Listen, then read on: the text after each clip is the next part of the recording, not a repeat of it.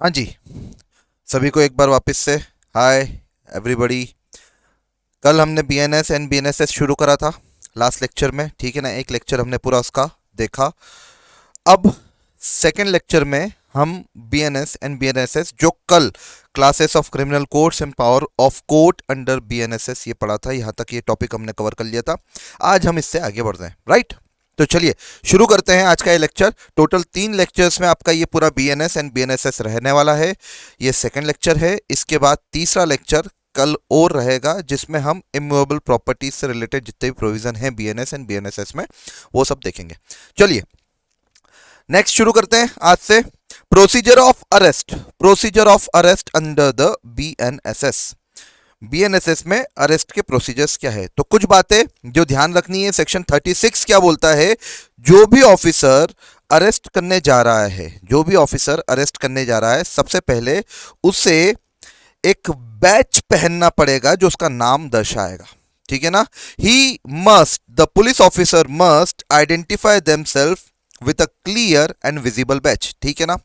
जो भी ऑफिसर है वर्दी में, उनके ऊपर वर्दी के ऊपर वो बिल्ला, वो बैच लगा हुआ रहता है ना, जिसमें उनका नाम लिखा हुआ रहता है। सबसे पहले तो वो चीज।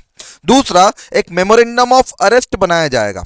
एक मेमोरेंडम ऑफ अरेस्ट बनाया जाएगा। बनाएगा कौन? पुलिस, ठीक है ना। पुलिस ऑफिसर एक मेमोरेंडम ऑफ अरेस्ट बनाएंगे और वो मेमोरेंडम ऑफ अरेस्ट साइन किए जाएंगे एक विटनेस के द्वारा। विटनेस कौन हो सकता है सर? जो पर्सन अरेस्ट हो रहा है उसका फैमिली मेंबर हो सकता है या आसपास का कोई भी लोकल रिस्पेक्टेबल पर्सन हो सकता है। तो पहला वो विटनेस साइन करेगा और दूसरा जो पर्सन अरेस्ट हो रहा है वो खुद भी साइन करेगा। मेमोरेंडम ऑफ अरेस्ट क्या है कि भैया कब किस व्यक्ति को अरेस्ट कर रहे हैं, किस दिन अरेस्ट कर रहे हैं, कितनी बजे अरेस्ट कर रहे हैं, अरेस्ट करते टाइम किसी तरह का कोई फोर्स अप्लाई तो नहीं किया गया है, ठीक है। तो ये सारी चीजें मेमोरेंडम ऑफ अरेस्ट में लिखनी होती है। ये पुलिस ऑफिसर बनाएंगे और इसको साइन कौन करेंगे? एक तो पर्सन खुद जो अरेस्ट हो रहा है वो, और दूसरा एक विटनेस साइन करेगा। विटनेस कौन हो सकता है? अगर फैमिली मेंबर हो अरेस्टेड पर्सन का, बहुत बढ़िया बात है। फैमिली मेंबर नहीं हो तो आसपास के लोकल रिस्पेक्टेबल कोई भी नेबर वो मेमोरेंडम ऑफ अरेस्ट साइन कर सकते हैं। तीसरा, third, arrested person must informed of their right to notify a relative और फ्रेंड। इसका मतलब क्या है? अरेस्टेड पर्सन को यह बताना पड़ेगा। अरेस्टेड पर्सन के पास ना हमेशा एक पावर होता है। पावर ये होता है कि वो अपने किसी फैमिली, अपने किसी फ्रेंड्स, अपने किसी रिलेटिव को ये जानकारी दे सके कि भैया आई एम गेटिंग अरेस्टेड, ठीक है ना। अदरवाइज क्या प्रॉब्लम हो जाती है? सपोज करो वो पर्सन अकेला ही था घर पे, जहां पे उसको अरेस्ट किया, या घर पे अरेस्ट नहीं किया और कहीं और दूसरी जगह पे अरेस्ट किया, उसके प्लेस ऑफ बिजनेस पे अरेस्ट किया, या बाहर किसी तीसरी लोकेशन पे अरेस्ट किया। अब ऐसे में वो पर्सन अरेस्ट हो गया और उसके घर वालों को पता ही नहीं है कि वो पर्सन अरेस्ट हो गया है। तो आपको ये राइट रहेगा अरेस्टेड पर्सन को कि वो अपने रिलेटिव्स या फिर अपने फैमिली फ्रेंड्स में से किसी को भी ये बता दे कि भैया आई एम गेटिंग अरेस्टेड। और पुलिस ऑफिसर को ये इंफॉर्मेशन उस अरेस्टेड पर्सन को देनी पड़ेगी। The arrested person must be informed of their right to notify the relative of friends और any other person at the time of their arrest, ठीक है। तो ये 3 चीजें सेक्शन नंबर 36 में पुलिस की ड्यूटी दे रखी है। एक मेमोरेंडम ऑफ अरेस्ट बनाना, दूसरा क्लियर एक बैच पहनना अपने नाम का, तीसरा अरेस्टेड पर्सन को ये बताना कि भैया आपके पास ये हक है कि आप अगर अपने परिवार, अपने मित्र, अपने दोस्त, किसी को भी ये बताना चाहते हैं that you are being arrested तो आप बता दीजिए, ठीक है ना। अब वो ओवर द फोन बताए या कैसे भी बताए, ये हक है, ठीक है। Next, right to meet an advocate. Section number 38 क्या बोलता है? अरेस्टेड पर्सन के पास हमेशा ये हक है कि पुलिस इंटरोगेशन के टाइम पे वो अपने एडवोकेट से मिल सकता है। वो अपने एडवोकेट से मिल सकता है। मतलब एक बार जब पुलिस ने अरेस्ट कर लिया और अरेस्टेड पर्सन ये डिमांड करता है कि I want to see my advocate या I want to meet my advocate, so वो उस एडवोकेट से मिल सकता है। पुलिस उसको एडवोकेट से मिलने से नहीं रोक सकती। सेक्शन 38 सिंपल सा है। सेक्शन 39 क्या बोलता है?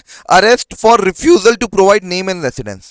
अगर किसी इन्वेस्टिगेशन या किसी इंक्वायरी के टाइम पे अगर पुलिस आपसे आपका नाम, आपका पता, आपका एड्रेस और आपकी ये कुछ इंफॉर्मेशन आपकी आइडेंटिटी को जानने के लिए, आपकी आइडेंटिटी को कंफर्म करने के लिए अगर आपसे इंफॉर्मेशन मांगती है तो आपको वो इंफॉर्मेशन देनी पड़ेगी। अगर आप इंफॉर्मेशन पुलिस को इन्वेस्टिगेशन के टाइम पे नहीं देते हैं अपनी आइडेंटिटी कंफर्म करने के लिए, तो पुलिस उस केस में आपको अरेस्ट कर सकती है। तो यहां पे क्या लिखा है, if a person refuse to provide the name और residence during the commission of non cognizable offence, commission of non cognizable offence, ठीक है ना। नॉन कॉग्निजेबल ऑफेंस मतलब सीरियस, कम छोटे मोटे। अगर ऐसे केस में अगर पुलिस आपसे किसी तरह का कोई इन्वेस्टिगेशन करती, कोई इंक्वायरी करती है और आप अगर अपना नाम या पता नहीं बताते हो, तो police can arrest them just to ascertain their identity. But एक बार आइडेंटिटी सर्टेन हो गई तो फिर रिलीज भी कर दिया जाता है। Next, section 40, arrest by private person. ये क्या बोलता है सर, अगर कोई प्राइवेट पर्सन मतलब कोई भी इंडिविजुअल हो सकता है, एनी इंडिविजुअल,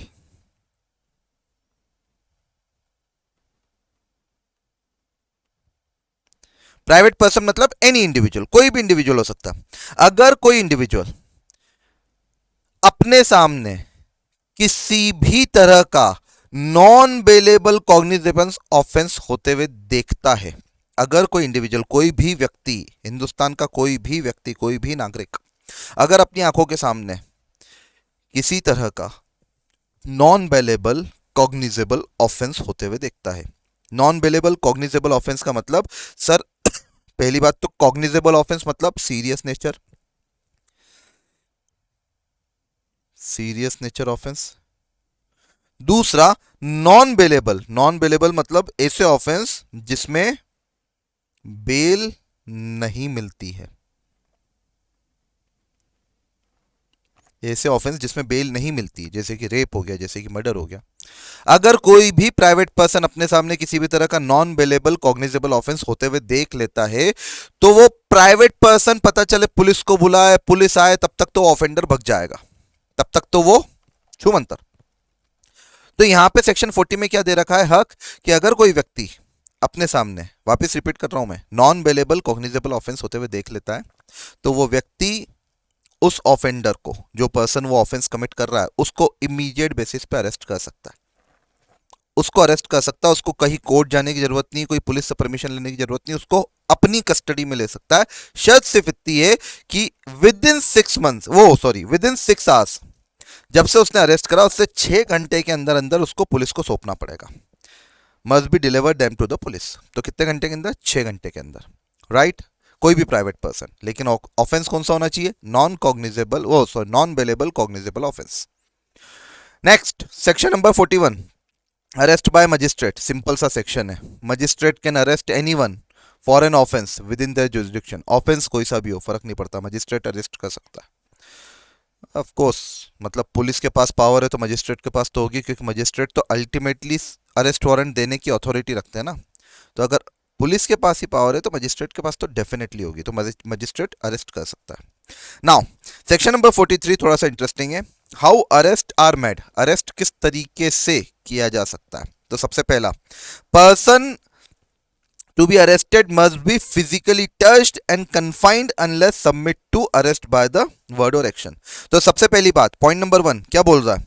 सर, आप जब भी किसी व्यक्ति को अरेस्ट करने जाते हो और आपने उस व्यक्ति को बोला कि भैया हम आपको अरेस्ट करने आ रहे हैं, और अगर वो बिल्कुल ही सरेंडर कर देता है कि ठीक है साहब, मैं आपके साथ चलने के लिए तैयार हूं, कोई तकलीफ वाली बात नहीं है, तो बढ़िया। अगर वो नहीं चलने के लिए तैयार रहता है या किसी तरह की कोई रुकावट पैदा करता है, तो पुलिस उसको फिजिकली टच या कन्फाइन कर सकती है। फिजिकली टच करना पुलिस का अधिकार है। फिजिकली टच मतलब थोड़ा बहुत प्रेशर भी लगा सकती है, ठीक है ना, पहली चीज। दूसरा, अगर विमेन का केस हो तो her submission to arrest can be presumed if there is no circumstances suggest otherwise. Women का केस हो तो हम ये मान के चलेंगे कि भैया वो सबमिट करेगी अरेस्ट के लिए, ये प्रिज्यूम्ड है, प्रिजम्पशन है लॉ का, presumption of law. It is assume that she will surrender. तो आप उसके साथ किसी भी तरह का कोई फोर्स नहीं कर सकते, किसी भी तरीके से फिजिकली टच नहीं कर सकते, unless and otherwise suggested otherwise. Circumstance कुछ अलग बता रहे हैं, ठीक है ना। अगर वो विमेन जिसको आप अरेस्ट करने जा रहे हो, अगर वो भागने की कोशिश करती है, अगर वो किसी तरीके से पुलिस के साथ कोऑपरेट नहीं करती है, तो ऐसी सब सिचुएशन में फिर अदरवाइज आप उसको टच कर सकते हो, बट डीम्ड माना जाएगा कि आप अरेस्ट करने जा रहे हो, शी विल बी अरेस्टेड। और वो किसी तरीके से भागने की कोशिश नहीं करेगी, तो सीधे जाके पुलिस उसका हाथ नहीं पकड़ सकती, सीधे जाके पुलिस उसको फिजिकली टच नहीं कर सकती, राइट। तीसरा, the arresting officer can use necessary means to arrest someone.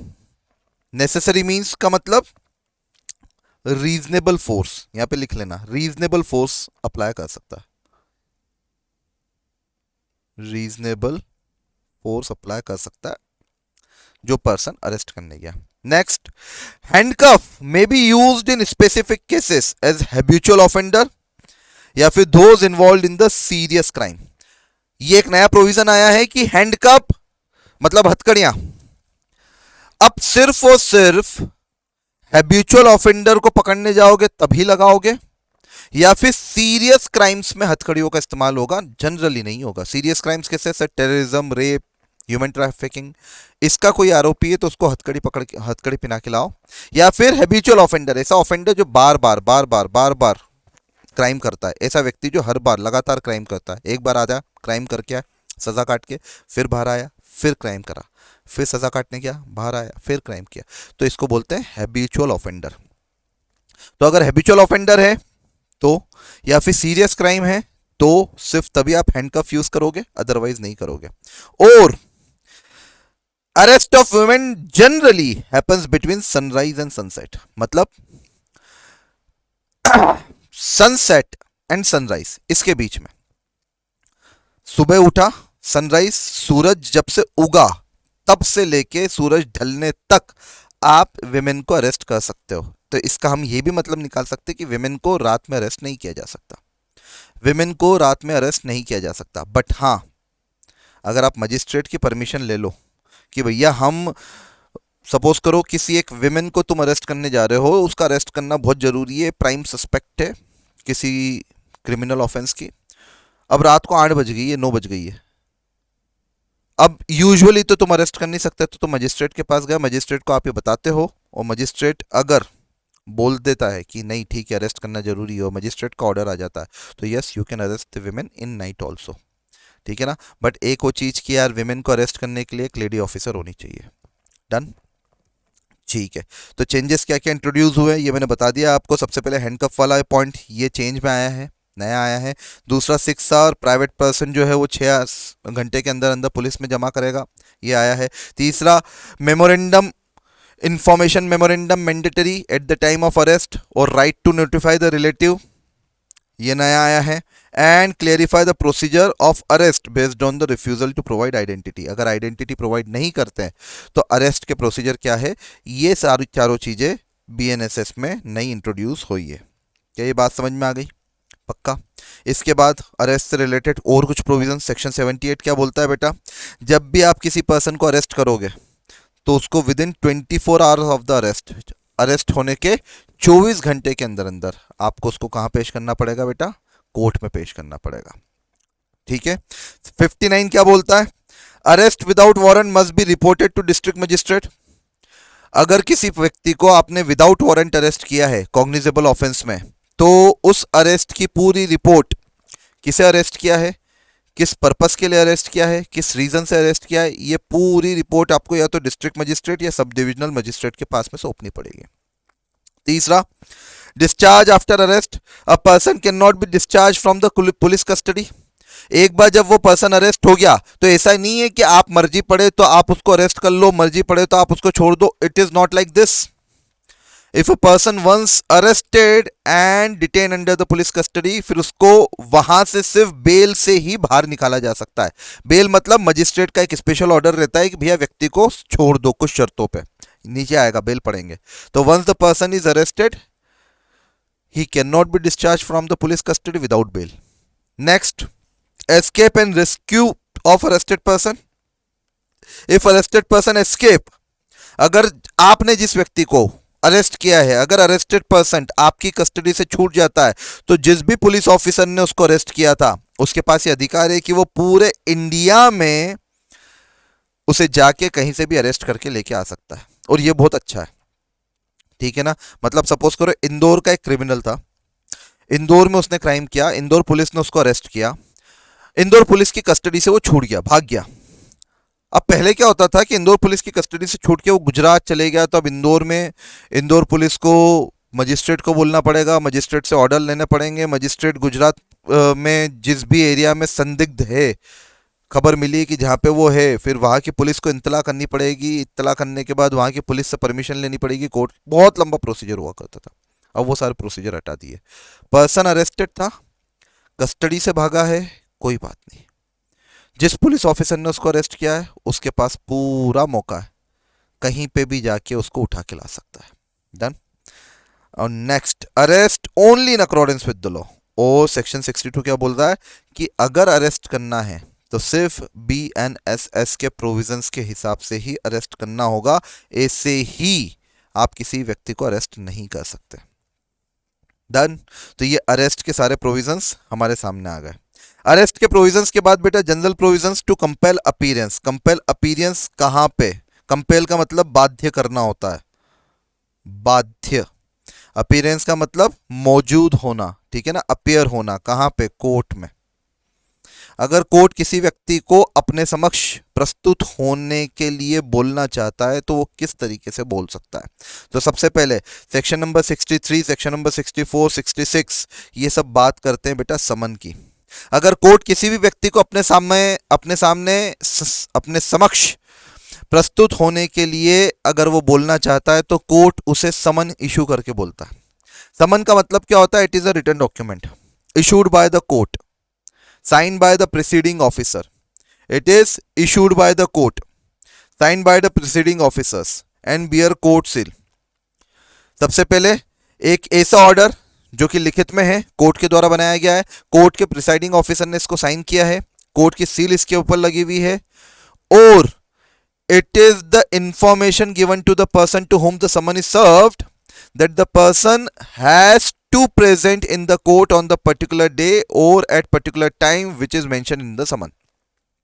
तो भैया कोर्ट अगर किसी भी व्यक्ति को अपने समक्ष प्रस्तुत करना चाहता है तो कोर्ट उसको समन इशू करके एक पर्टिकुलर टाइम, एक पर्टिकुलर डेट दे सकता है, उस डेट पे, उस टाइम पे उस व्यक्ति को कोर्ट में प्रेजेंट होना ही पड़ेगा, ठीक है ना। तो समन का मतलब वो होता है एक तरह का इनविटेशन, आजा बेटा आजा, कोर्ट में आजा।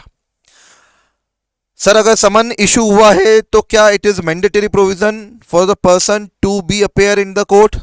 यस, अगर समन इशू हुआ है तो it is a mandatory provision for the person to be appear in the court. जरूरी है।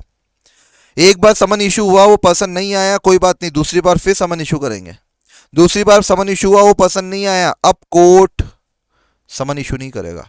अब कोर्ट सीधे पुलिस को आदेश देगा, एक वारंट इशू करेगा कि जाओ जाके पकड़ के लेके आओ, दो बार बुला लिया था लेकिन अभी तक आया नहीं। तो क्या ये बात समझ में आ गई? तो समन का मतलब समझ में आया। सेक्शन 63 क्या बोल रहा है? समन राइटिंग में होना चाहिए, पहली चीज, साइन होना चाहिए प्रिसीडिंग ऑफिसर की, एंड कोर्ट की सील लगनी चाहिए। सर समन इलेक्ट्रॉनिक फॉर्म में भी इशू हो सकता है, बट अगर इलेक्ट्रॉनिक फॉर्म में इशू हो रहा है तो साइन की जगह पे कोर्ट का DSC लग जाएगा, ठीक है। समन सर्व कौन करने जाएगा? समन देने कौन जाएगा उस व्यक्ति को जिसको कोर्ट को बुलाना है? तो या तो कोई पुलिस ऑफिसर जा सकता है, या फिर कोर्ट का कोई ऑफिसर जा सकता है, या फिर कोई पब्लिक सर्वेंट जा सकता है। डिपेंड करता है स्टेट गवर्नमेंट के ऊपर, उन्होंने क्या रूल्स बनाए, स्टेट गवर्नमेंट के ऊपर उन्होंने क्या रूल्स बनाए। बट तीनों जा सकते हैं, पुलिस ऑफिसर जा सकता है, कोर्ट का ऑफिसर जा सकता है, कोई पब्लिक सर्वेंट जा सकता है। Next, if person can not be found, अगर पर्सन फाउंड नहीं हो रहा है, जिस व्यक्ति को आपको समन इशू करना, अगर वो आपको मिल नहीं रहा है, तो आप कोई दिक्कत नहीं है, उसके घर पे किसी भी एडल्ट फैमिली मेंबर को समन दे के आ सकते हो और उनसे एक रिसीट साइन करके ला सकते हो कि भैया हमने आपको समन सर्व कर दिया है, अब फला फला व्यक्ति जिसके नाम पे समन है उसको इस डेट पे कोर्ट पे भिजवाने की जिम्मेदारी आपकी, हम ये मान लेंगे कि समन डिलीवर हो गया। तो किसको दे सकते हैं बेटा? एडल्ट फैमिली मेंबर्स को, ठीक है ना। एक चेंज आया है, आईपीसी में भी ये प्रोविजन तो था लेकिन यहाँ पे एडल्ट फैमिली मेंबर नहीं था, यहाँ पे वर्ड लिखा हुआ था adult male member of family. मतलब आईपीसी में आपको समन अगर देना है तो आप सिर्फ और सिर्फ मेल मेंबर को दे सकते थे। किसको दे सकते थे? मेल मेंबर को। बट BNS में क्या बोला गया? आप किसी को भी दे सकते हो, फैमिली मेंबर होना चाहिए, मेल हो या फीमेल हो कोई दिक्कत नहीं है, ठीक है ना। जेंडर न्यूट्रल बना दिया इसको। दूसरा, service of summon on corporate bodies firm societies. चलो, अगर कंपनी को सर्विस समन करना है, अगर कंपनी के खिलाफ आपको समन इशू करना है तो कोई बात नहीं, कंपनी के खिलाफ समन इशू कर सकते हैं। किसके नाम पे इशू करेंगे? कंपनी के नाम पे इशू हो सकता है। किसको इशू करेंगे? कंपनी के डायरेक्टर को, मैनेजर को या सेक्रेटरी को इशू कर सकते हैं, या कंपनी के रजिस्टर्ड पोस्ट पे आप वो समन क्या कर दो, डिलीवर कर दो। ठीक है ना। फर्म एसोसिएशन पे तो आप पार्टनर्स के नाम पे समन इशू कर सकते हो और डिलीवर का कर सकते हो फर्म के एड्रेस पे। ठीक है ना, ये वाला पॉइंट इंपॉर्टेंट नहीं है, आगे बढ़ सकते हैं। Substantive summon, service of summon, substantive service of substituted service of summon.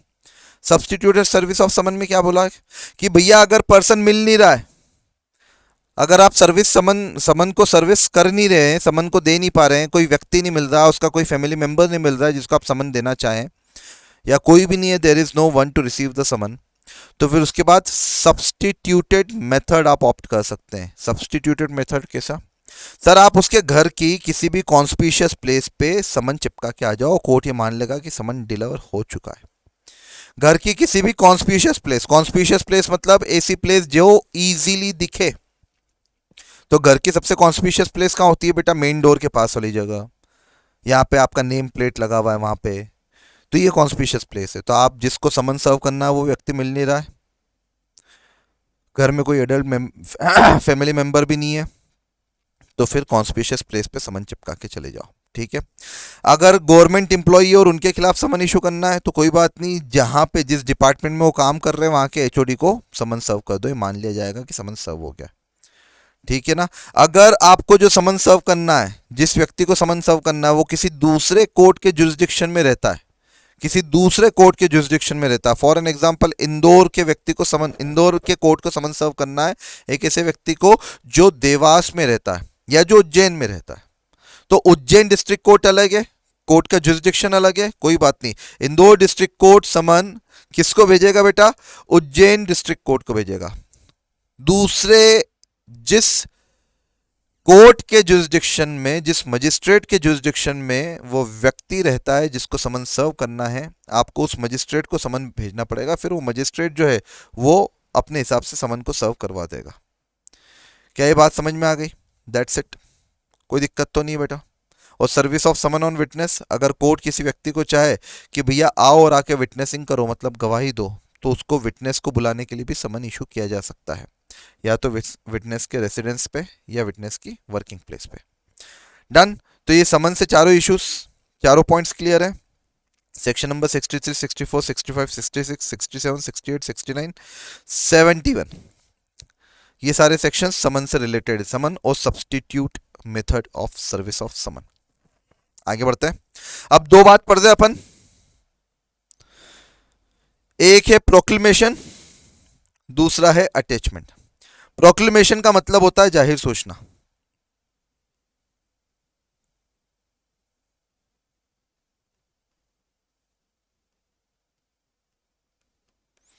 Proclamation का मतलब होता है जाहिर सूचना। क्या बोल रहे हैं यहां पे ये जाहिर सूचना के पॉइंट से? सिंपल सी बात है, कोर्ट को अगर किसी व्यक्ति को कोर्ट के सामने प्रस्तुत करना है, कोर्ट चाहता है कि किसी व्यक्ति को, कोई व्यक्ति कोर्ट के सामने प्रेजेंट हो, चाहे एक्यूज भी हो सकता है। ठीक है। कोर्ट ने उसके लिए समन इशू किया, समन डिलीवर नहीं हुआ, डिलीवर भी हुआ तो समन इशू करने के बाद भी नहीं आया, कोर्ट ने उसके ऊपर वारंट इशू किया, वारंट पुलिस वालों को भी नहीं मिल रहा है ही नहीं, शहर में ही नहीं है, इधर उधर है। अब तीसरा रास्ता क्या है? कोर्ट एक जाहिर सूचना दे देगी न्यूज़पेपर में, एक प्रोक्लेमेशन दे देगी, कोर्ट में इशू प्रोक्लेमेशन। ठीक है ना।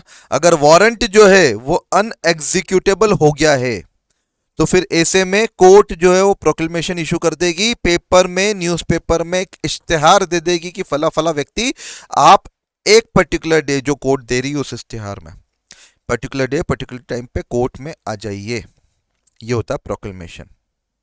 ठीक है ना। Proclamation require person to be appear at the specified place और टाइम, बट वो टाइम ज्यादा से ज्यादा 30 दिन का हो सकता है, जिस दिन पब्लिकेशन हो उससे 30 दिन का। ठीक है। तो ये एक तरीके से कि भैया हमने बहुत प्राइवेटली तेरे को बुलाने की कोशिश कर दी लेकिन तू प्राइवेटली आ नहीं रहा है, कोई बात नहीं, अब तेरी इज्जत उतारेंगे, अब पेपर में तेरा नाम देंगे और ये बोलेंगे कि आपको कोर्ट में हाजिर होना है। तो ये होता है प्रोक्लेमेशन। सर प्रोक्लेमेशन के बाद भी अगर कोई व्यक्ति कोर्ट में नहीं आता है, प्रोक्लेमेशन के बाद भी अगर कोई व्यक्ति कोर्ट में नहीं आता है तो ऐसे में फिर कोर्ट ऑर्डर दे सकता है कि उसकी सारी प्रॉपर्टी को क्या कर लिया जाए, अटैच कर लिया जाए, कोर्ट की निगरानी में रख दी जाए, और उन सब के लिए उसे किसी तरह का कोई कंपनसेशन भी नहीं देंगे, कोई भी कंपनसेशन नहीं देंगे। सारी प्रॉपर्टी उस व्यक्ति से छीन के कोर्ट की कस्टडी में रख दी जाती है, चाहे मूवेबल प्रॉपर्टी हो चाहे इमूवेबल प्रॉपर्टी हो, और no compensation will be paid on such property. तो ये होता है अटैचमेंट, कोर्ट प्रॉपर्टीज अटैच कर लेती है। ठीक है। ऑब्जेक्टिव, ऑब्जेक्टिव क्या है? ऑब्जेक्टिव है प्रॉपर्टी अटैच करने का, ताकि वो जो व्यक्ति कोर्ट से छिपा छिपा घूम रहा है उसको कोर्ट में बुलाया जा सके, और कोर्ट में बुलाने के बाद उसे पनिश किया जा सके। अगर कोर्ट में वो आ गया, आने के बाद कोर्ट ने उसको सजा दे दी, वो सजा काट रहा है, कोई बात नहीं, अब उसकी अटैच प्रॉपर्टी वापस रिलीज कर दी जाएगी। अब उसकी अटैच प्रॉपर्टी क्या कर दी जाएगी? रिलीज कर दी जाएगी कि बोले चल ठीक है बेटा, तू आ गया ना कोर्ट में, कोई बात नहीं, done. Next, summon to produce. Summon to produce क्या होता है? अब यहां पे हम सर्च वारंट की बातें करेंगे बेटा। समन टू प्रोड्यूस, प्रोड्यूस मतलब अगर कोर्ट को ऐसा लगता है कि किसी एक व्यक्ति विशेष के पास में, उसकी कस्टडी में किसी भी तरह के कोई से डॉक्यूमेंट्स या कोई से एविडेंस है जो कि वो जानबूझ के कोर्ट के सामने नहीं प्रस्तुत कर रहा है, तो ऐसे केस में कोर्ट सेक्शन 95, 96, 94, 95, 96, 2101 के केस में समन और वारंट इशू कर सकती है। समन मतलब पहले तो अगर कोर्ट को लगता है कि राम दयाल के पास में कोई डॉक्यूमेंट है जो कोर्ट में आना बहुत जरूरी है, तो सबसे पहले तो कोर्ट राम दयाल को एक समन इशू कर देगी टू प्रोड्यूस अ डॉक्यूमेंट। जो डॉक्यूमेंट कोर्ट को चाहिए वो राम दयाल को बोल देगी कि भैया डॉक्यूमेंट प्रोड्यूस करो, प्रेजेंट करो कोर्ट में। और अगर रामदयाल नहीं सुनता है तो फिर उसके बाद सर्च वारंट निकाल देगी। सर्च वारंट मतलब किसी स्पेसिफिक अथॉरिटी, यूजुअली पुलिस को ये अथॉरिटी दे दी जाती है कि जाओ जाके एक रीजनेबल सर्च करो, जाके वो डॉक्यूमेंट निकाल के लेके आओ। हमें मालूम है कि रामदयाल के पास है, उसके घर में, ये भी मालूम है, लेकिन रामदयाल ला नहीं रहा है, तो रामदयाल के घर में जाइए और रामदयाल के घर में जाके और क्या कीजिए, रामदयाल के घर में से जाके वो डॉक्यूमेंट लेके आइए। तो एक समन, दूसरा वारंट टू प्रोड्यूस। तीसरा सर्च वारंट। अभी जो मैंने बोला सर्च वारंट में भी issued by the court in following circumstances: non compliance with someone, unknown position, या फिर जनरल सर्च। किसी भी तरीके से जनरल सर्च करवानी है, आपको ऐसा लगता है कि पोजीशन किसके पास है किसके पास नहीं आपको मालूम नहीं, तो अश्योर करना है, या फिर आपने समन का नॉन कंप्लायंस कर दिया, तो कोर्ट क्या इशू कर देगी बेटा? सर्च वारंट इशू कर देगी। सर्च वारंट का सिंपल सा यही मतलब है कि उस व्यक्ति के घर पे जाके तहकीकात कीजिए। हाँ या ना? पक्की बात है, कोई दिक्कत तो नहीं है, लेकिन इसमें एक पॉइंट है एक्सेप्शन वाली जो थोड़ी सी टेक्निकल है। अगर कोई डॉक्यूमेंट पोस्टल या फिर टेलीग्राफ अथॉरिटी के पास है, तो इन डॉक्यूमेंट को सर्च करने का या इन डॉक्यूमेंट को बुलवाने का हक नॉर्मल मजिस्ट्रेट के पास नहीं है। उसके लिए आपको डिस्ट्रिक्ट मजिस्ट्रेट या चीफ जुडिशियल मजिस्ट्रेट के पास जाना पड़ेगा। सीजेएम चीफ जुडिशियल मजिस्ट्रेट या फिर डीएम डिस्ट्रिक्ट मजिस्ट्रेट, इन दोनों में से कोई भी एक सर्च वारंट इशू कर सकता है। इसके अलावा नॉर्मल सर्च के लिए कोई भी वारंट इशू नहीं किया जाता है, और ना ये छोटे लोग कर सकते हैं। अगर मतलब छोटी अथॉरिटी कर सकती है अगर आपकी प्रॉपर्टी, आपका डॉक्यूमेंट कहाँ पे है, पोस्टल विभाग के तहत है, डाक, भारतीय डाक के तहत है, या फिर टेलीग्राफ में पड़ा हुआ है। क्या ये बात समझ में आई? Next, now search of place with the stolen property और ऑब्जेक्शनेबल आइटम। सर अगर कोर्ट को ऐसा लगता है, अगर मजिस्ट्रेट को ऐसा लगता है, अब मजिस्ट्रेट में इशू लिखा हुआ है search warrant if they believe that the location is used for. अगर मजिस्ट्रेट को ऐसा लगता है कि ये लोकेशन को, इसको इस्तेमाल किस चीज के लिए किया जा रहा है, इसको इस्तेमाल किया जा रहा है स्टोलन प्रॉपर्टी रखने के लिए, इसको इस्तेमाल किया जा रहा है ऑब्जेक्शनल आइटम जैसे कि fake currency, fake note, fake document को रखने के लिए इसका इस्तेमाल किया जा रहा है, तो मजिस्ट्रेट क्या कर सकता है बेटा? मजिस्ट्रेट ऑर्डर दे सकता है सर्च वारंट। जाके सर्च करो और ये अश्योर करो कि कोई स्टोलन प्रॉपर्टी या कोई ऑब्जेक्शनेबल आइटम तो नहीं रखी गई है। डन 100%। चलिए अब इसके बाद ये नीचे की सारी बातें हैं। Police officer on the order of magistrate enter and search any place, take possession of any property or article reasonably suspected, फिर convey the item to magistrate, safeguard them, convey the item to magistrate or safeguard them, or take any person found in the place who seems involved in such activity into the custody. अब police क्या कर सकती है, जाके search कर सकती है, search करने के बाद जितनी भी आर्टिकल्स या आइटम्स है उनको पोजीशन में ले सकती है और साथ में कन्वे कर सकती है मजिस्ट्रेट को कि भैया सर्च कंप्लीट हो गई, क्या क्या पाया, क्या क्या नहीं पाया, क्या क्या खोया, सब चीज़ें सर्च में हमको क्या क्या मिला। और लास्ट में क्या बोलता है, take any person found at the place. अगर आपकी सर्च के दौरान कोई व्यक्ति वहां पे पाया जाता है, कोई ऐसा व्यक्ति जो आपको बार बार तंग कर रहा है, तो ऐसे केस में आप क्या कर सकते हो, आप उस व्यक्ति को भी अपनी कस्टडी में ले सकते हो ताकि सर्च में किसी भी तरह का कोई ऑब्जेक्शन ना आए, वो अच्छे से सर्च कंप्लीट हो। क्या ये बात समझ में आ गई? Next, wrong search for wrongfully confined person.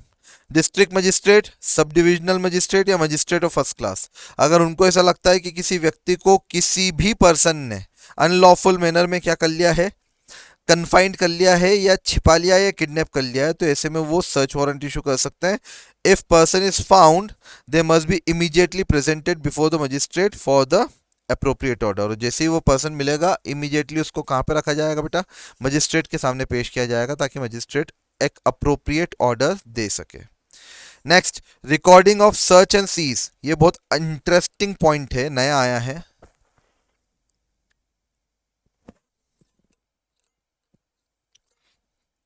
It is very interesting point. क्या बोला गया है कि जब भी सर्च और सीज प्रोसेस फॉलो करेंगे पुलिस ऑफिसर, वो पूरी की पूरी रिकॉर्डिंग ऑडियो वीडियो मीन्स से रिकॉर्ड होगी, पूरी प्रोसेस। ऑडियो वीडियो मीन्स से रिकॉर्डिंग मतलब मोबाइल फोन से रिकॉर्ड हो जाएगी पूरी प्रोसेस। जब भी आप सर्च करने गए, जब भी आप कोई डॉक्यूमेंट सीज करने गए, तो पीछे एक पुलिस वाला ऐसे ऐसे चलता रहेगा या तो ऐसे ऐसे चलता रहेगा, मोबाइल दिखा के सब चीज रिकॉर्ड करेगा। रिकॉर्ड क्यों करना है? क्योंकि आपको उसको इमीडिएट बेसिस पे district magistrate, sub divisional magistrate या जुडिशियल मजिस्ट्रेट फर्स्ट क्लास को आपको वो रिकॉर्डिंग सेंड करनी पड़ेगी। Police must send the recording promptly to any of them. क्या ये बात समझ में आ गई? कोई दिक्कत तो नहीं है? इसके बाद फिर समरी ट्रायल की बात करते हैं। समरी ट्रायल में क्या लिखा है, फटाफट सटासट लीगल प्रोसीडिंग्स को खत्म करना, जल्दी जल्दी जल्दी जल्दी, ठीक है ना। एक केस को हम यहाँ पे 2-2, 5-5, 10-10 महीने खींच के नहीं लेके जाएंगे, हम जल्दी से उस केस को खत्म करेंगे समरी ट्रायल। लेकिन समरी ट्रायल में यहाँ पे क्या क्या चीजें, कौन कौन से पॉइंट पे समरी ट्रायल होते हैं, तो सबसे पहले तो समरी ट्रायल में मैक्सिमम सजा मिलती है 2 साल तक की, 2 साल से ज्यादा सजा नहीं है। तो रेप मर्डर जैसे केस समरी ट्रायल में नहीं फाइल किए जा सकते क्योंकि यहाँ पे सजा कितनी, मैक्सिमम 2 साल की। दूसरा, मजिस्ट्रेट विथ जुरिस्डिक्शन, कौन कौन से मजिस्ट्रेट जो है समरी ट्रायल सुन सकते हैं और अवार्ड दे सकते हैं, चीफ जुडिशियल मजिस्ट्रेट या फर्स्ट क्लास मजिस्ट्रेट। कौन कौन से मजिस्ट्रेट है, चीफ जुडिशियल मजिस्ट्रेट या फर्स्ट क्लास मजिस्ट्रेट। सर कौन से ऑफेंस है जो एलिजिबल है समरी ट्रायल में, देख लो एक बार, थेफ्ट, रिसीविंग और retaining the stolen property, assisting in concealment or disposal of stolen property, offense under section 331 of BNSS, insult with intent to provoke breach, abatement, attempt और offense under the cattle trespass act. तो ये सारे offences की list है जिनको आप fast track वे में निपटा सकते हो। फास्ट ट्रैक सुनवाई इनकी हो सकती है, फटाफट जल्दी सुनवाई इनकी हो सकती है और जल्दी से इनका डिसीजन भी आ जाएगा। क्या ये बात समझ में आई बेटा everybody? So this is what search and seize and this is what summary trial. Procedure of summary trial, अगर कोर्ट को इनअप्रोप्रिएट लगता कोई सा भी केस किया, केस समरी ट्रायल से नहीं सुना जाना चाहिए, तो उसको कभी भी कोर्ट क्या कर सकती है, चेंज कर सकती है अपने हिसाब से। अगर उसको मेन ट्रायल में लाना है तो मेन ट्रायल में ला सकती है, समरी ट्रायल से हटा सकती है। That is completely depending upon the court. फिर next section number 68 285, BNS, the producer of summons case should be followed, but no sentence of imprisonment exceeding 3 months in case of summary trial। ठीक है ना, 3 साल से ज्यादा की procedure पूरा आपको कैसा फॉलो करना पड़ेगा, समन वाला फॉलो करना पड़ेगा। छोटे केसेस है तो अरेस्ट सीधे नहीं कर सकते, लेकिन जो भी पनिशमेंट मिलेगी वो 3 साल के अंदर अंदर मिल जानी चाहिए समरी ट्रायल से। कितने साल के अंदर? 3 साल के अंदर अंदर मिल जानी चाहिए। Next, recording of evidence. Where the accused does not plead guilty, the magistrate must record the substance of the evidence, provide judgment containing a brief statement of reason for findings. इसका मतलब क्या है कि आप जब भी कोई भी एविडेंस रिकॉर्ड करोगे, कोई भी एविडेंस कोर्ट में लेके आओगे, तो कोर्ट उस एविडेंस को पहले तो रिकॉर्ड करेगा अपने पास, उसके बाद जाके वो एविडेंस को देखेगा। ठीक है, तो सबसे पहले रिकॉर्ड करना पड़ेगा। नेक्स्ट सिंपल सा टॉपिक है 359, compounding of offence. Compounding of offence CrPC में क्या बोलना पड़ रहा है इसका? सर सीआरपीसी में कंपाउंडिंग ऑफ ऑफेंस का क्या बोलना पड़ रहा है? तो सीआरपीसी में कंपाउंडिंग ऑफ ऑफेंस क्या बोल रहा है बेटा, कि जब भी कभी कोई मुद्दा कोर्ट के सामने रखा जाता है, कोई भी डिस्प्यूट कोर्ट के समक्ष रखा जाता है ताकि उसका कोर्ट निर्धारण कर सके, लेकिन कंप्लेंट फाइल होने के बाद फिर अगर parties out of the court settlement कर लेती है, बाहर जाके कोर्ट के बाहर जाके अगर अपना सेटलमेंट कर लेती है, तो ऐसे में उसे क्या बोला जाता है? कंपाउंडिंग ऑफ ऑफेंस बोला जाता है। क्या बोला जाता है उसे? कंपाउंडिंग ऑफ ऑफेंस बोला जाता है। क्या ये बात समझ में आ गई?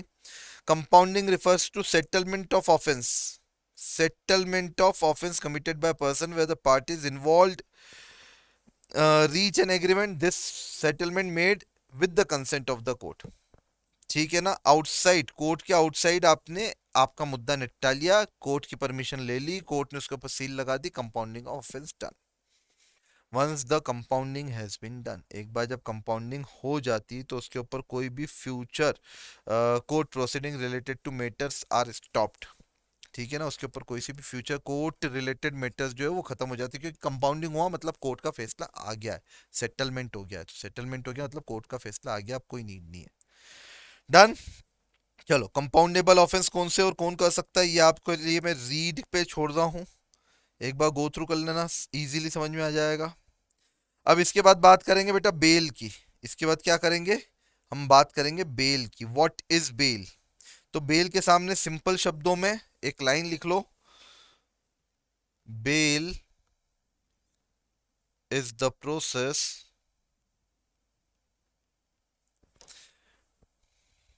bail is the process by which court release any person from judicial custody interested release from any person release from any release any person from the judicial custody and entrusted him with private custody।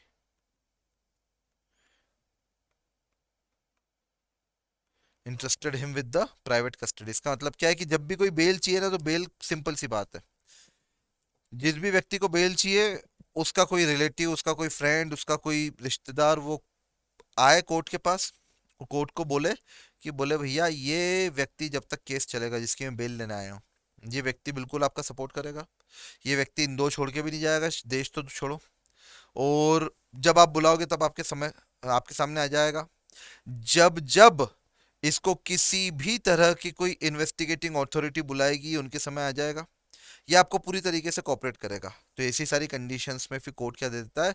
Bell दे देता है, बोले हाँ चलो ठीक है, but वो offence bailable होना चाहिए। नॉन बेलेबल ऑफेंस हुआ तो फिर कुछ नहीं होगा। ऑफेंस कैसा होना चाहिए? बेलेबल ऑफेंस होना चाहिए।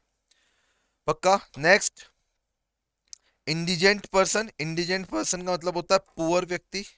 इंडिजेंट पर्सन का मतलब क्या होता है बेटा? पुअर व्यक्ति।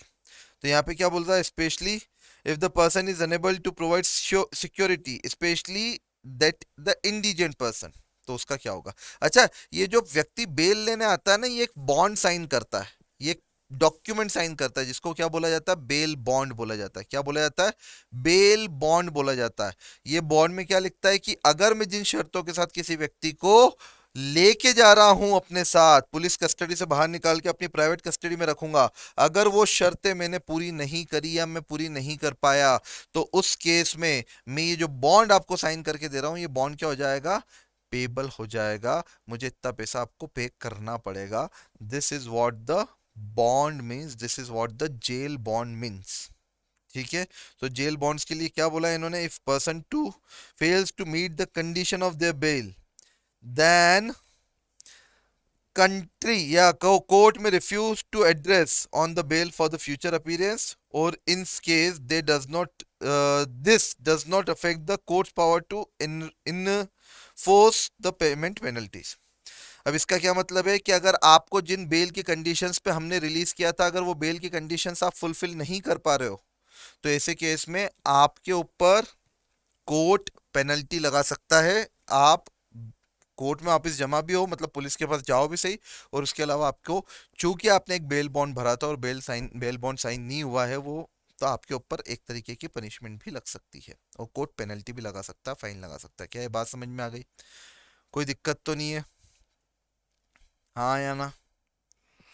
नेक्स्ट, प्रिजम्पशन ऑफ इंडिजेंट, क्या बोला है कि भैया वो इंडिजेंट पर्सन है, वो खुद तो कुछ कर नहीं सकता, ना तो बॉन्ड वॉन्ड भर सकता है, कोई भी नहीं कर सकता, उसकी कोई मदद भी नहीं कर रहा है, तो ऐसे में फिर इंडिविजुअल व्यक्ति खुद बेल बॉन्ड की जगह पे कोई एक अल्टरनेटिव बॉन्ड आता है, वो अल्टरनेटिव बॉन्ड भर सकता है। अल्टरनेटिव बॉन्ड कैसा, कि साहब यहाँ पे मैं कंप्लाइंस बॉन्ड की बात कर रहा हूँ, इंडिजेंट पर्सन है, कैसा है, पुअर व्यक्ति है, अब इसके पास पैसे तो है नहीं, किस चीज के, बेल देने के या बेल का बॉन्ड साइन करने के हो, तो बोले भाई साहब बिल्कुल 1 रुपया नहीं, तो कोर्ट बोले चल ठीक है, तू बेल बॉन्ड मत साइन कर, लेकिन एक काम कर, ये दूसरा बॉन्ड दे रहा हूं मैं, कंप्लाइंस बॉन्ड, इसको साइन कर ले, और इसमें जो टर्म्स एंड कंडीशंस लिखी हुई वो तेरे को फॉलो करनी ही करनी है, अगर तूने वो फॉलो नहीं करी तो पुलिस वाले तेरे को वापस से उठा के लेके जाएंगे। तो ये दूसरा अल्टरनेटिव बॉन्ड साइन करके आता है। क्या ये बात समझ में आ गई? तो बेल क्लियर है क्या? बेल क्लियर है तो अपन फिर दूसरी एंटीसिपेटरी बेल की बात करें, 482। पहले बताओ बेल क्लियर है क्या एवरीबॉडी?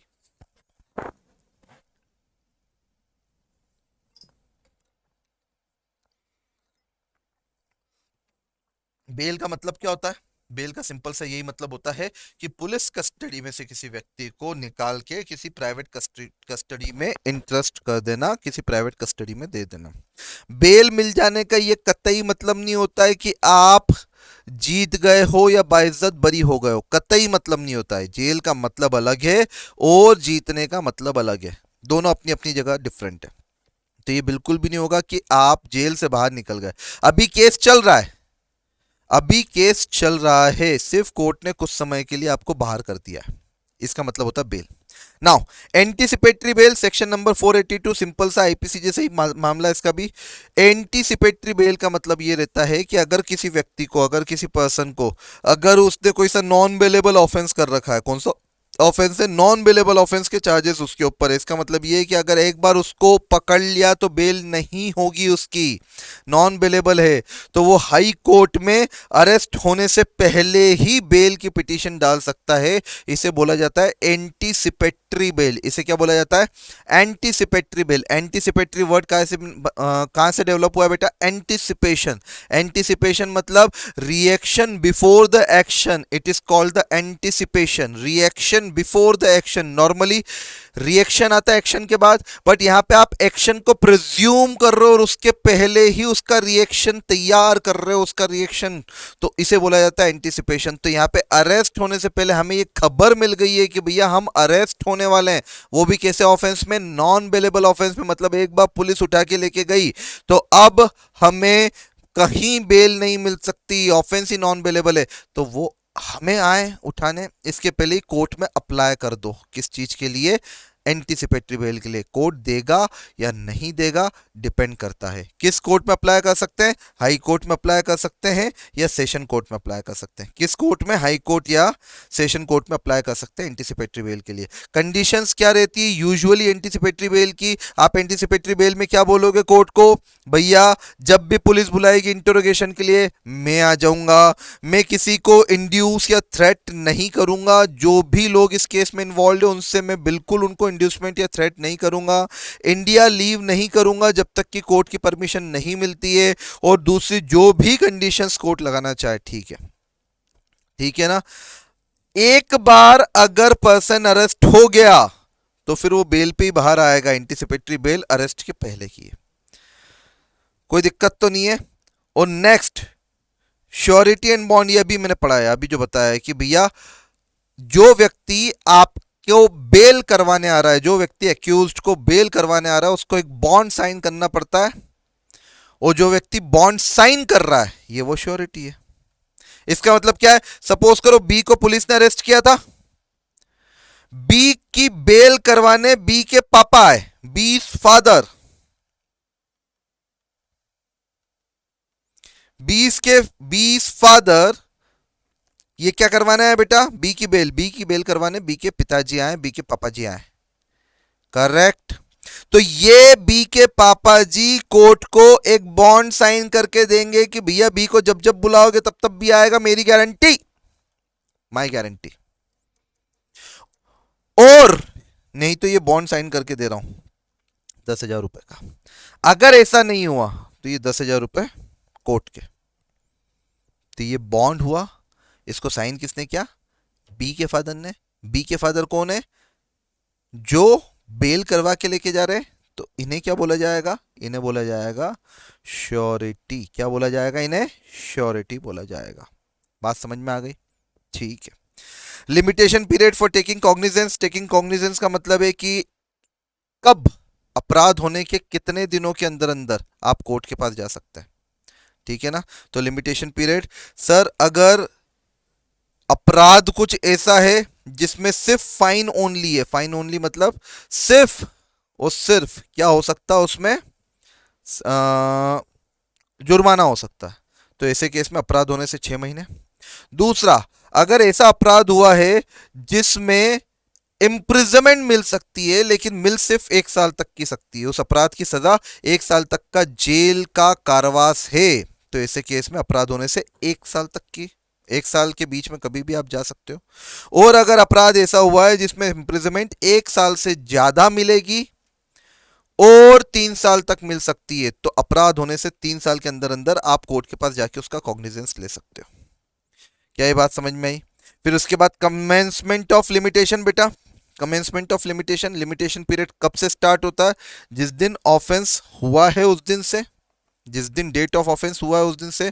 अगर ऑफेंस किस दिन हुआ है ये नहीं मालूम है हमें, तो जिस दिन एग्रीव्ड पार्टी को पता चला या पुलिस ऑफिसर को पता चला उस दिन से। फॉर एन एग्जांपल, सपोज करो आज पूरा परिवार महाकुंभ में स्नान करने जा रहा है, आज पूरा परिवार जो है एक साथ गोवा वेकेशन मनाने जा रहा है, आज पूरा परिवार एक साथ शिमला मनाली घूमने जा रहा है 10 दिन के लिए।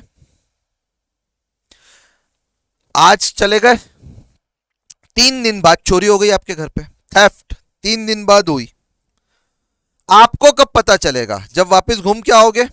तो आज तारीख क्या है, सपोज करो 2 तारीख है, आज निकल रहे हो, 12 को वापस आओगे, आपके घर पे 5 तारीख को चोरी हुई है, लेकिन आपको कब पता चला, आपको तो 12 को पता चलेगा ना, जब वापस घर पे आओगे, ओ चोरी हो गई, चोरी हो गई, चोरी हो गई। तो 12 से आपका लिमिटेशन पीरियड शुरू होगा, ठीक है, 12 से आपका लिमिटेशन पीरियड शुरू होगा। The date on which the identity of offender is known, ठीक है।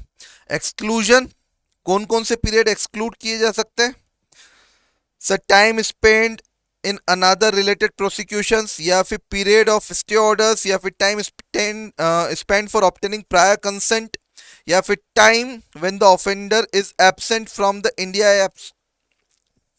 ये चारों टाइम है जो एक्सक्लूड किए जा सकते हैं। This time can be excluded from the period of limitation. कोई सी दूसरी प्रोसिक्यूशन चल रही है, साहब पहले उसमें ध्यान दो, आप प्रोसिक्यूशन मतलब कोई सा दूसरा कोर्ट केस चल रहा है, साहब पहले उसमें ध्यान दो, आपके पास आऊं भागते भागते, कोई बात नहीं, कोर्ट बोलेगा, बोले यार ये जस्टिफाइड रीजन है, तुम्हारा एक और केस चल रहा है, पहले उस पर ध्यान दे दो। दूसरा पीरियड ऑफ स्टे ऑर्डर या इंजंक्शंस, अगर कोर्ट ने कोई स्टे ऑर्डर या इंजंक्शंस दे दिया है तो स्टे ऑर्डर इंजंक्शन के पीरियड को पूरा खत्म करके बाद आपकी टाइम लिमिट शुरू होगी लिमिटेशन की। प्रायर कंसेंट या सैंक्शंस, अगर कोर्ट की, लोअर कोर्ट की कोई प्रायर कंसेंट लेनी है, कोई सैंक्शंस लेना है, किसी अथॉरिटी की कोई कंसेंट लेनी है, तो जब तक कंसेंट नहीं मिलेगी तब तक लिमिटेशन पीरियड स्टार्ट नहीं होगा। या फिर आपका ऑफेंडर जो है वो इंडिया से बाहर भाग रहा है, इंडिया में है ही नहीं, तो जब तक इंडिया में नहीं तब तक लिमिटेशन पीरियड मस्त चल रहा है आपका। वो जिस दिन इंडिया में आएगा उस दिन से तो लिमिटेशन पीरियड शुरू होगा, उसके बाद। क्या ये बात समझ में आ गई? नेक्स्ट बेटा,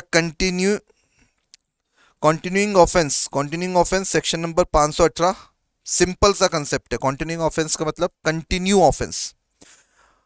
offence is repetitive every day, ठीक है ना, एक साथ, मतलब जिसका कोई स्पेसिफिकली इवेंट नहीं है, वो इवेंट डेली बेसिस पे हो रहा है।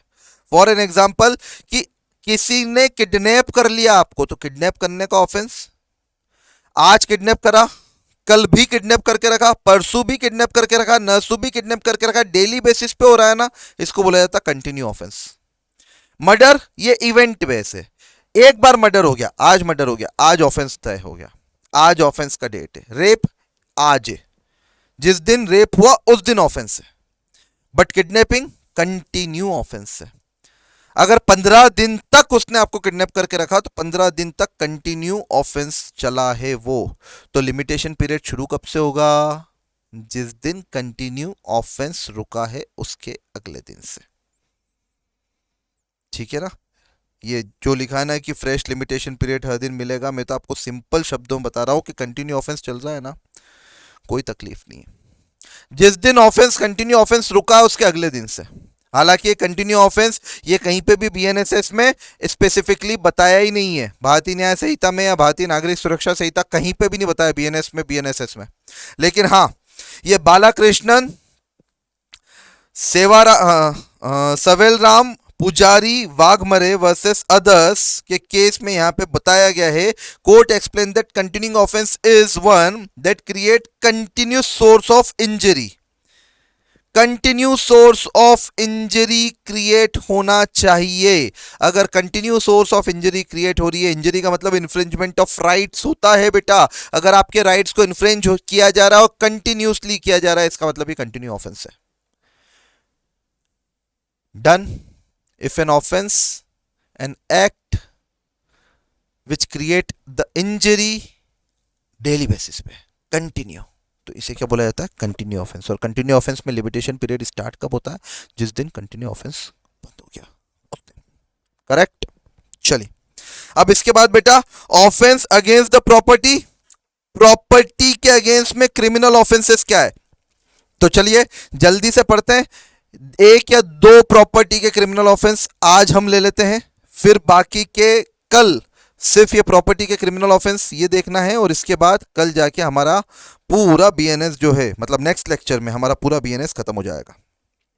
तो जैसा मैंने वादा किया था आपसे कि 3 लेक्चर लगेंगे, लेकिन 3 लेक्चर में इन डेप्थ बीएनएस पूरा अच्छे से समझा के जाऊंगा, अच्छे से पढ़ा के जाऊंगा, और हमेशा हमेशा के लिए आपके जहन में बैठ जाएगा, वो तय बात है। ठीक है, चलो ऑफेंस अगेंस्ट द प्रॉपर्टी। सबसे पहला थेफ्ट। थेफ्ट का मतलब होता है चोरी करना। थेफ्ट का मतलब क्या होता है? चोरी करना। चोरी करना मतलब किसी की प्रॉपर्टी लेके भाग जाना। अगर आप प्रॉपर्टी लेके भाग पा रहे हो तो प्रॉपर्टी कैसी हो गई? मूवेबल। इमूवेबल प्रॉपर्टी की चोरी हो सकती है क्या? संभव ही नहीं बॉस। आप किसी का प्लॉट लेके, किसी का घर लेके, किसी की बिल्डिंग लेके भाग सकते हो क्या? नहीं। तो थेफ्ट का मतलब, sir, when someone dishonestly takes movable property out of another person's possession without consent. Movable property, किसी दूसरे की मूवेबल प्रॉपर्टी उसकी कंसेंट के बिना उसके पोजेशन से लेके आना डिसऑनेस्ट इंटेंशन के साथ, ये थेफ्ट होता है। डिसऑनेस्ट इंटेंशन मतलब इंटेंशन क्या था? चोरी करने का था। इंटेंशन क्या था? चोरी करने का था। चोरी करने का इंटेंशन था। क्या करी आपने? Movable property. क्या करी बेटा? Movable property. मूवेबल प्रॉपर्टी ऐसी प्रॉपर्टी जो मूव हो सकती है। चोरी करने का इंटेंशन। किसी दूसरे की मूवेबल प्रॉपर्टी उसकी कंसेंट के बिना आप गए आपके फ्रेंड के घर पे, आप गए आपके फ्रेंड के घर पे, आपको उसका नया पीएस स्टेशन बहुत, वो वर्चुअल वाला पीएस स्टेशन बहुत पसंद आया। आपने बोला बढ़िया है यार, ये तो ऐसा चश्मा वश्मा लगा लो और हाथ में एक छोटी सी स्टिक रहती है, आप तो बिल्कुल फील ले रहे हो यार क्रिकेट खेलने का, आपको बहुत पसंद आया। आपने बोला कि इसको थोड़ा सा नीचे जान दो दोस्त को। जैसे ही वो दोस्त थोड़ा सा इधर उधर हुआ, आपने वो प्ले स्टेशन उठाया और उठा के सीधे घर पे आ गए। क्या आपने आपके दोस्त से कंसेंट मांग ली? नहीं ली। आपका इंटेंशन क्या था? डिसऑनेस्ट था। वो मूवेबल प्रॉपर्टी किसकी थी? दोस्त की थी, बात खत्म। आप उसके पोजीशन से उसकी मूवेबल प्रॉपर्टी विदाउट उसकी कंसेंट लेके आ गए हो, आपने थेफ्ट कर लिया है। Dishonest intention, movable property without owner consent, it is moved, that is theft. ठीक है ना? लेकिन प्रॉपर्टी मूवेबल होनी चाहिए। तो सर अगर अभी कोई सी प्रॉपर्टी इमूवेबल है और उसको कोई प्रोसेस करने के बाद मूवेबल बना दिया जाए, इसका मतलब सपोज करो एक ट्री है, ट्री अटैच्ड है अर्थ से, जमीन से, तो अभी तो इमूवेबल प्रॉपर्टी है। लेकिन आपने उसकी डगाल को काट लिया और काट के वो डगाल लेके चले गए, थेफ्ट हो जाएगा। क्योंकि आपने जैसे ही वो काटा, एक प्रोसेस अप्लाई करी, इसके बाद वो इमूवेबल प्रॉपर्टी कन्वर्ट हो गई मूवेबल प्रॉपर्टी में। ठीक है ना? ये एग्जांपल पढ़ लेना दोनों अभी जो मैंने बताया। डन। पनिशमेंट क्या है बेटा? पनिशमेंट, पहली बार ऑफेंस किया ना, पहली बार चोरी करी, 3 साल तक की सजा। सेकेंड और सब्सिक्वेंट ऑफेंस क्या? बार बार लगातार, है ना, चोरी बन गए हो तुम तो, रिगोरियस इंप्रिजनमेंट, कल बताया था। रिगोरियस इंप्रिजनमेंट मतलब हार्ड लेबर, हार्ड लेबर, पत्थर तुड़वाएंगे जेल में भी, शांति से नहीं बैठने देंगे यहाँ पे। तो पहली बार अगर ऑफेंस हुआ है तो up to 3 years imprisonment, fine, both. Second time अगर ऑफेंस हुआ है तो rigorous imprisonment for 1 to 5 years, minimum 1 years, maximum can go to 5 years। Rigorous imprisonment second बार, एंड फाइन, फाइन भी लगेगा, हाँ या ना? बट अगर प्रॉपर्टी अंडर 5000 है, आपने जो चोरी करी है, जिस चीज की चोरी करी है, उस मूवेबल प्रॉपर्टी की वैल्यू 5000 या से कम की है, तो आपको कम्युनिटी सर्विसेज सर्व करनी पड़ेगी। फिर जेल टाइम नहीं मिलेगा, जेल टाइम बड़ी बड़ी चोरियों में। डन। पहली बार की चोरी 3 साल, दूसरी बार की चोरी रिगोरियस इंप्रिजनमेंट 1 से 5 साल तक की, हाँ या ना? लेकिन अगर इन तीनों सिचुएशंस में कहीं आप फंस गए तो वो सजा 5 साल की या 3 साल की नहीं रहेगी, सजा बढ़ जाएगी। जैसे कि बता रहा हूं मैं, dwelling house means of transportation या प्लेस ऑफ वर्शिप पे आपने चोरी कर, ड्वेलिंग हाउस रिहायशी मकान, मीन्स ऑफ ट्रांसपोर्टेशन मतलब ट्रक, बस में से कोई ट्रक कोई सामान लेके जा रहा है, वहां से कुछ चुरा लिया। प्लेस ऑफ वर्शिप मतलब मंदिर, मस्जिद, गुरुद्वारा, ईसाई घर, चर्च, यहां से अगर किसी चीज की चोरी करते हो तो पनिशमेंट आपको 7 साल तक की मिल सकती है, मैक्सिमम 7 years तक जा सकता है मामला। दूसरा, अगर चोरी करी है क्लर्क या सर्वेंट ने, मतलब घर के रामू काका ने चोरी कर ली, तो उनको सजा मिल सकती है 7 years तक की। उस केस में भी कहां तक जा सकता है बेटा? 7 years तक जा सकता है। और अगर theft after preparation made causing death, hurt और restraint in order to commit the theft, इसका मतलब क्या है कि आपने चोरी करी है और चोरी करते time theft after preparation made for causing death, आपने जो चोरी करी हो, चोरी की तैयारी ऐसी करी कि उस तैयारी के कारण किसी को कुछ, किसी की हत्या हो सकती है, किसी को कुछ सीरियसली हर्ट हो सकता है, तो अगर ऐसी कोई चोरी है तो 10 साल तक की सजा भी हो सकती है। तो ये दोनों तीनों, नॉर्मल केस में 3 साल की सजा, सेकेंड एंड सब्सिक्वेंट ऑफेंस में 1 से 5 साल तक की सजा, लेकिन रिगोरियस हो जाएगी। और अगर ये 3 सिचुएशन के तहत ऑफेंस हो गया तो 7 साल 7 साल 7 साल तक की, सॉरी इसमें तो 10 साल है, सॉरी 7 साल 7 साल और 10 साल तक की सजा मिल सकती है। एक नया प्रावधान डाला स्नेचिंग का। स्नेचिंग का मतलब क्या होता है? चेन वेन स्नेचिंग वाले मामले आते हैं ना, तो ये बीएनएसएस में स्पेसिफिकली, बीएनएस में स्पेसिफिकली डिफाइन किया स्नेचिंग। स्नेचिंग का मतलब sudden, quick, forcefully grab something and take away the movable property. आपके गले की चेन किसी ने स्नैच कर ली, किसी ने छीन ली और छीन के भाग गया, तो ऐसे में अप टू 3 years तक की सजा मिल सकती है। That is what? स्नैचिंग के केस में।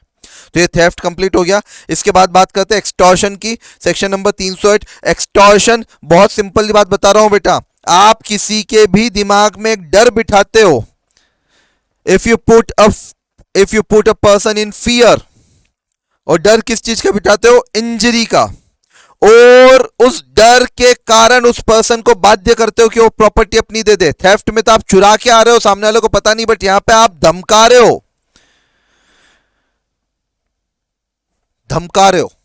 इसका मतलब सपोज करो सर्किट ने, मुन्ना भाई और सर्किट ने डॉक्टर साहब को फोन किया कि डॉक्टर साहब जल्दी से 5 खोखा इस एड्रेस पे भेजने का। रे भाई 5 खोखा भेजो, नहीं तो कि तुम्हारी बेटी को स्कूल से उठा के ले जाएंगे, किडनैप कर लेंगे और उसकी हत्या कर देंगे। आपने क्या करा है? मतलब सर्किट ने क्या करा है? सर्किट ने डॉक्टर साहब के दिमाग में एक फियर क्रिएट किया है, एक डर बिठाया है। किस चीज का? इंजरी का। किस चीज का? कि भैया इंजरी क्रिएट हो जाएगी।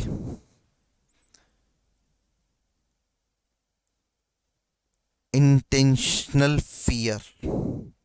और आप क्या कर रहे हो? आप डॉक्टर साहब को बाध्य कर रहे हो कि 5 खोखा भेजो जल्दी से। That is extortion.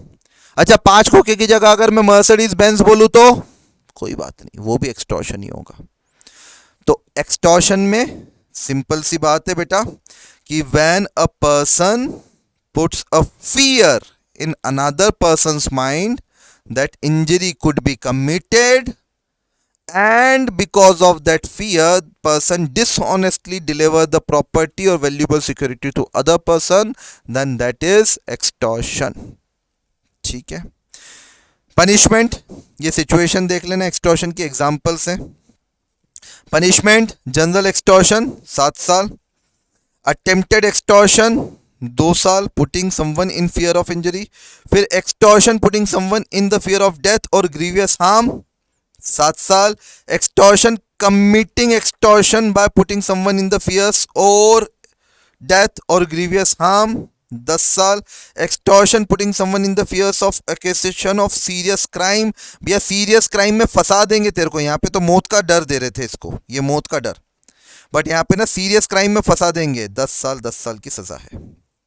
तो एक्सटॉर्शन में सिर्फ जनरल एक्सटॉर्शन 7 साल है, डेथ वाले केस में 7 साल है, अटेम्प्टेड एक्सटॉर्शन डेथ वाले केस में 7 साल, अटेम्प्टेड एक्सटॉर्शन 2 साल और बाकी 10 साल। क्या ये बात समझ में आ गई? नाउ डिफरेंस बिटवीन एक्सटॉर्शन और थेफ्ट। थेफ्ट और एक्सटॉर्शन में फर्क क्या है? थेफ्ट में आप चोरी करके लेके जा रहे हो, सामने वाले को पता नहीं है। यहां पे सामने वाले को पता है, उसके कंसेंट भी है, लेकिन रॉन्गफुल कंसेंट है, डर से कंसेंट दी उसने। ठीक है ना? थेफ्ट विदाउट कंसेंट होता है। ठीक है। एक्सटॉर्शन में मूवेबल इमूवेबल दोनों प्रॉपर्टी कवर हो जाती है। एक्सटॉर्शन में आप सामने वाले को ये भी बोल सकते हो कि भैया अपना प्लॉट मेरे नाम पे करो, अपना प्लॉट मेरे नाम पे करो। थेफ्ट में प्लॉट चोरी नहीं हो सकता। क्या ये बात समझ में आ गई? इसके बाद बेटा तीसरा, रॉबरी। रॉबरी व्हेन थेफ्ट या एक्सटॉर्शन में किसी तरह का वायलेंस अगर आ जाता है या थ्रेट ऑफ वायलेंस अगर आ जाता है, वो रॉबरी हो जाता है। सिंपल सी बात है।